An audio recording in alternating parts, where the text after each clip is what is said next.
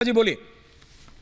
देखिए ऐश्वर्या जी, लव जिहाद के केसेस बढ़ते जा रहे हैं और ये भी एक लव जिहाद का केस है। इसको चाहे आप जितना कह लीजिए कि नहीं है, मैं बार बार कहूंगी कि ये लव जिहाद का केस है। और ये लड़का बहुत शातिर है और ये लड़का इतना शातिर है, ये गुमराह करता रहेगा। लेकिन हम सबको एक मुहिम चलानी पड़ेगी। मैं रिपब्लिक का धन्यवाद करती हूं कि वो एक मुहिम चला रहे हैं और इसको कड़ी से कड़ी फांसी की सजा होनी चाहिए, नहीं तो ये मिसाल बन के नहीं रहेगा।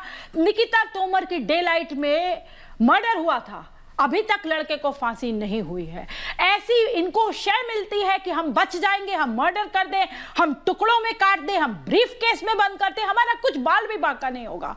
तो cold blooded pre planned murder लड़के का, जिसकी सुनियोजित चाल इतनी कामयाब हुई कि आज भी वो एकदम कूल है, क्योंकि उसे पता है कि अवार्ड वापसी गैंग है, फलाना गैंग है, ये प्ले कार्ड वाला गैंग है, वो उसे बचा लेंगे। अभी ह्यूमन राइट्स वाले जागेंगे, वो भी इसे बचाएंगे। साइकोपैथ कहेंगे कि ये पागल था, इसने पागलपने में कर दिया। लेकिन कोई भी बात, एक श्रद्धा की जो मौत की है, जो ब्रूटल मर्डर है, कोई भी बात उसको जस्टिफाई नहीं कर सकते उस मर्डर को। इसको कड़ी से कड़ी सजा देनी पड़ेगी। मैं चुप नहीं रहूंगी जब तक इसको फांसी। शाहिद अली जी, शाहिद अली जी कुछ कह रहे हैं, फिर मैं आ रहा हूं। सरवर साहब को बुलाइए 3 वर्सेस 3 गर्मा। शाहिद जी। सर जी, ऐश्वर्या जी हम भी चुप नहीं रहेंगे जब तक कि उसको सजा ना हो जाए। और मेरा ख्याल है हिंदुस्तान का हर फर्द यही या जो भी हमारी बहनें या आदमी जितने भी हिंदुस्तान के अंदर फर्द हैं, वो सब यही चाहेंगे कि उसको सजा हो जाए और कोई भी चुप नहीं बैठेगा। जो दूसरी एक यहाँ पर डिस्कशन हो रहा है लिव इन वाला कि वो वैलिड है या इनवैलिड है, देखिए हमारे मुल्क में 2 तरह के कानून हैं। एक तो सबके मजहब के फैमिली लॉज हैं, यानी कि सिखों के लिए अपना आनंद मैरिज एक्ट लगता है, हिंदुओं के लिए हिंदू मैरिज एक्ट लगता है, मुसलमानों के लिए मुसलमान मैरिज एक्ट लगता है। और एक जो दूसरा हमारे सोशल, जो हमारे सेकुलर कानून है, जैसे आपके स्पेशल मैरिज एक्ट है और बहुत सारे एक्ट है। तो यहाँ पर दोनों तरह के लोगों को हमारे मुल्क में रहने की इजाज़त है, पूरी तरह से आज़ादी है। तो इसलिए इसका दोष ये लगा देना कि रिलेशनशिप में थे इसलिए ऐसा हो गया, या वो हिंदू मुसलमान थे इसलिए ऐसा हो गया, या वो एक ही मजहब के थे इसलिए ऐसा हो गया, या वो दूसरे अलग अलग मजहब के थे इसलिए ऐसा हो गया, ये बिल्कुल बेमानी और गलत बात है। ये इसकी जो वजह है, ऐश्वर्या जी आपने बात सही कही कि आज जो लोग पेरेंट्स से दूर हो रहे हैं, बात भी नहीं कर रहे, उनसे शिकायत भी नहीं जा रही उनके पास तक, वो वजह ही उनके पास तक नहीं पहुंच रही। तो ये जो जॉइंट फैमिली टूट रही है, ये जो जॉइंट फैमिली के बाद में बाप बच्चे भी अलग अलग हो रही हैं, माँ बच्चे भी अलग अलग हो रहे हैं, इस चीज पर ध्यान देने की जरूरत है। इस चीज पर न सिर्फ सरकारों को बल्कि तमाम जितने भी सोशल ग्रुप्स हैं, जो भी एक्टिविस्ट हैं, जितनी भी ऑर्गेनाइजेशन हैं, सबको इस पर काम करने की जरूरत है कि ये जो अलहदगी हो रही है ये ना हो।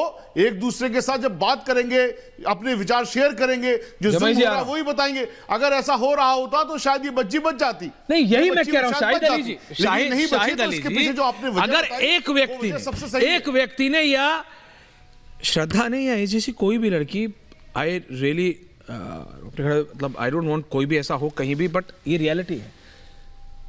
अब ये सोचिए, ऐसा हम कल भी बोल रहे थे सरवर साहब, इतना कंजेस्टेड एरिया में रहते थे, मार्केट के सामान लेना आना जाना सब हो रहा है, एक ही स्टेयर केस है, उसी से सब लोग जा रहे हैं, किसी को भनक तक नहीं पड़ी।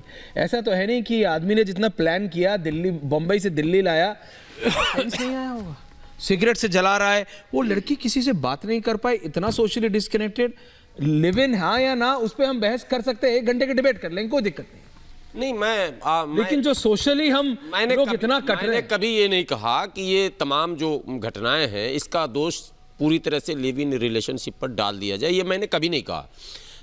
जिन इशू को आप लगातार उठा रहे हैं, जिस तरफ आप इशारा कर रहे हैं, बिल्कुल ये संवेदनहीनता जो समाज के अंदर पाई जा रही है कि एक फ्लाइट में हम आमने और सामने अगर हैं, ये परंपरा हमारी थी कि दुख में, सुख में, बीमारी में 1 मिनट में खड़े लोग जाते थे, लेकिन ये गायब कैसे हो रहा, मैं वहां ला रहा हूं। अभी ममता काले बहन और बरखा जी कह रही हैं बार बार लव जिहाद। मैं कह रहा हूं यदि वो धार्मिक होता, उस मैं आदमखोर के बारे में भी कह रहा हूं कि यदि वो धार्मिक प्रवृत्ति का होता, यानी इस्लाम का मानने वाला होता, तो इस तरह की घटना कभी ना करता। और अगर श्रद्धा की आस्था भी पूरे सनातन पद्धति पर होती तो श्रद्धा भी कभी उस आदमखोर के साथ नहीं जाती। इसलिए मैं कह रहा हूं कि धर्म को बदनाम न कीजिए, बल्कि धर्म को धारण करवाइए। आज समाज में धर्म का पाठ गलत पढ़ाया जा रहा। धर्म का मतलब नफरत नहीं है, धर्म का मतलब दूसरे धर्म का अपमान नहीं है, धर्म का मतलब इंसान को इंसान बनाने की एक मशीन है।